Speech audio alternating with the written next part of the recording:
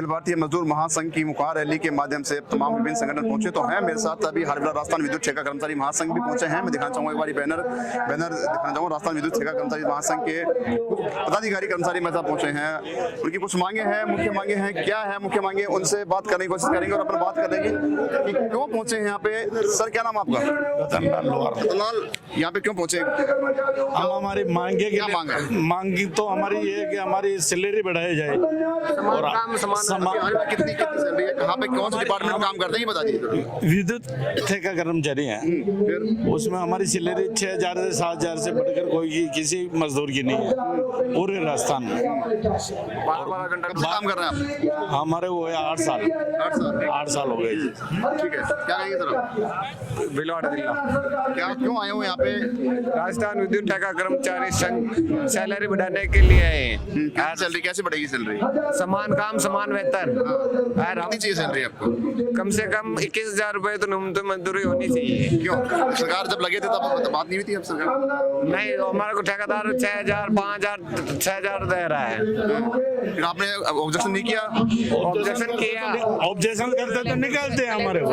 Objection जब करते हैं तो हमारे को निकाल देते ड्यूटी से। किसके पास जाए हम? सरकार के पास आगे, कलेक्टर साहब के पास गए, सांसद साहब के पास गए, विधायक साहब के पास गए, हमारे अधिकारी जो ऊंचे अधिकारी एससी साहब के पास गए, आईएन साहब के पास गए, जैन साहब के पास गए, कोई कुछ नहीं करता। जैसे मैं आपको एग्जांपल बताऊं, एक पावर हाउस पर 4 कर्मचारी चाहिए। जो पावर हाउस होता है सब डिवीजन, उसमें 4 कर्मचारी चाहिए। एक ही 24 घंटा देखता है। इसका ऑब्जेक्शन लेके किसके पास जाए? इसकी बिलिंग बनती है, ठेकेदार बिल पास करता है हर महीने के लिए। जो अपने अधिकारी, हमारे खुद के जो अधिकारी है जैन आईएन, वो साइन करके देते हैं बिल पे, वो लिख के देते हैं कि एक पावर हाउस पे 4 कर्मचारी काम कर रहे हैं। जबकि हकीकत में आप वो मौके पे जा देखो, 1 कर्मचारी है, कई 2 है।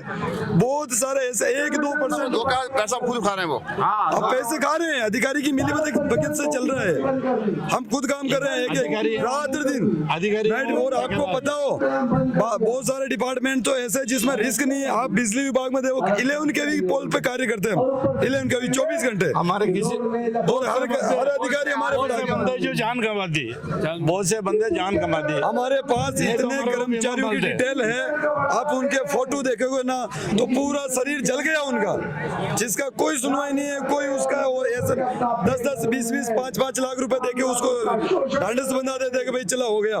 मेरे सामने इतने काफी एक्सीडेंट हुए हैं जिसका 5 लाख में हिसाब कर दिया। सरकार ने 10 लाख रुपए देके उसको समझा दिया कि भाई ठीक है। 9 महीने पहले की बात थी, राजू कुमावत आसिन से, उसका पूरा शरीर जला हुआ, अभी वो घर पे पड़ा, नहीं तो उसको एक पैसा मिला नहीं, उसके बिल का खर्चा कुछ भी नहीं दिया। अभी आज के आसिन वो 31 पावर हाउस पे कार्य करता है। एक राजू कुमावत ठेका कर्मचारी है, उसको जब करंट लगा तो आईएन ने, जैन ने, उसके ठेकेदार ने जयपुर इलाज चलवाया उसका।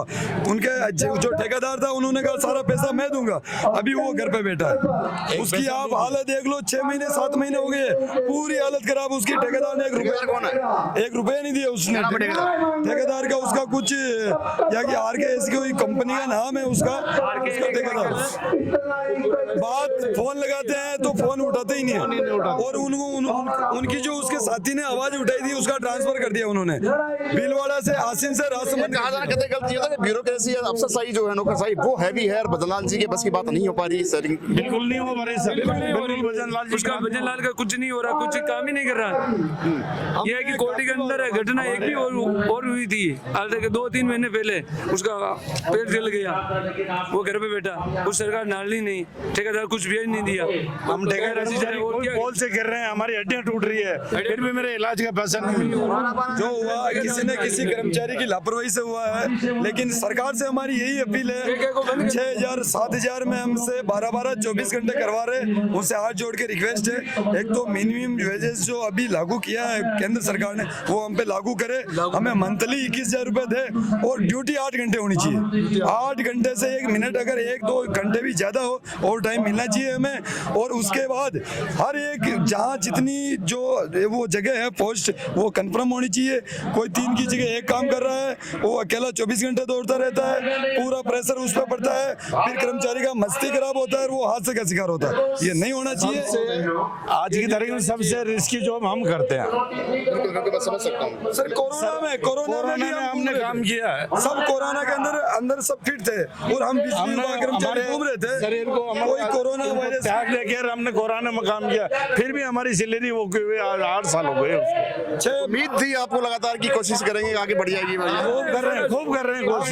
7,000 में क्या होता है? 2022 में भी यहाँ आके गए रैली में, फिर भी हमारा 1 रुपया नहीं बढ़ा, नहीं कुछ सुनवाई हुई। सरकार ने हमें हर बार ढांढस बनाया है कि भाई आरएलडीसी, कांग्रेस की सरकार ने हमें कहा था कि आरएलडीसी की घोषणा कर दी है, आपको सबको उस सरकारी कंपनी में लिया जाएगा। लेकिन जैसे ही भाजपा सरकार आई, हमसे उम्मीद थी, लेकिन आरएलडीसी में अभी कुछ दिन पहले कुछ चर्चा चली थी लेकिन वापस बंद हो गई है। खासकर तो ये जो राजस्थान में जो विद्युत ठेका कर्मचारी है ना, अगर सरकारी या कोई भी ऐसा जो हो उस पर ध्यान देना तो करोड़ों का इसमें घोटाला निकलेगा।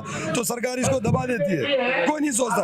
आप सोचो एक पावर हाउस में अगर 3 कर्मचारी का पैसा खा रही है, ठेकेदार खा रहा है, चाहे कोई अधिकारी खा रहा है, 1 महीने का उसका पता नहीं, हमने सुना 18,000 रुपए देते हैं, जो कि ठेकेदार को केवल 6,000 ही देता है, बाकी का ठेकेदार खा रहा है। अगर उसकी हमें इंक्वायरी करवावे, आप देखोगे तो करोड़ों का घोटाला निकलेगा इसमें। लेकिन सरकार इसको दबा देती है, कोई मंत्री दबा देता है, सब अपने अपने, पता ही नहीं है क्या। मुझे ऐसा लग रहा है कि सरकार के समझी जी है या तो ठेकेदार, या हमें पता ही नहीं, हम घसीटे जा रहे हैं। आशा ये रहती है कि जयपुर जाएंगे, सरकार को कहेंगे, हमारी सुनाई होगी, लेकिन कुछ नहीं हो रहा है। काफी बार आ गया ये आज मैं भीलवाड़ा के ग्रामीण क्षेत्र में रहने वाला एक 10वीं पास लड़का ITI करके जो काम कर रहा हूँ, जयपुर की गली गली जानने लगा है। मैं इतनी बार आ गया, हर बार हर महीने आते हैं, चलो जयपुर चले, चलो जयपुर चले। सरकार का आदेश आता है, आरएलडीसी की घोषणा हो गई, आपका करवा रहे हैं, कुछ नहीं करवाती है। 1-2 दिन नोटिस चलता है, वापस जहाँ है वहीं रुक जाते हैं, कुछ हो ही नहीं रहा। देखिए यहाँ पे हालात यहाँ पे ये हैं कि हाल बिजली विभाग के कर्मचारी पहुंचे हैं, उनके साफ साफ आरोप है कि ठेका प्रथा हुआ। आज इनकी एक महकमा नहीं है ठेका प्रथा का, प्रदेश के जितने भी महकमे हैं उसमें सब में ठेका प्रथा चली हुई है। ठेकेदार जो है उनका शोषण किस प्रकार करता है, ये आज तमाम जो मैंने मुद्दे बताए हैं, जिन विभागों से बात की है, उनमें सबसे बड़ा सवाल जो है, अहम मांग वो थी ठेका प्रथा खत्म की जाए।